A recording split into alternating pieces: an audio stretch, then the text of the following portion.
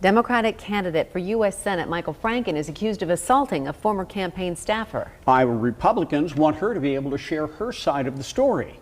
New at 5, KCCI's Amanda Rooker tells us about the agreement that the accuser signed. Steve, Stacy, is detailed in an April police report we first told you about yesterday. That report was filed by former Franken campaign staffer Kimberly Stroke Bogus. She told police Franken grabbed her and kissed her on the mouth without consent in March. And Des Moines police found no information to support that a criminal act occurred and closed the case as unfounded 5 months ago.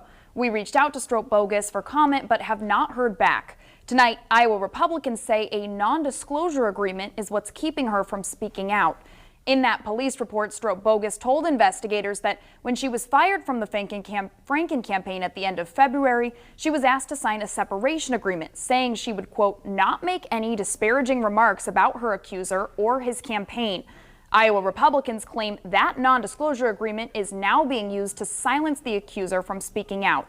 They're calling on the Franken campaign to release Stroke Bogus from that non-disclosure agreement.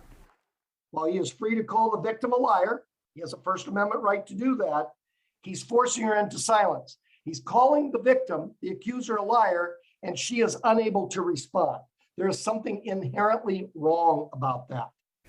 Now, the Franken campaign responded in a statement, writing in part, quote, Chuck Grassley said on the record this morning, this is, quote, not a campaign issue, but hours later, his staff is issuing lengthy press releases and continuing to push false allegations that were already determined to be, quote, unfounded. They did not address the campaign did not address the non-disclosure agreement.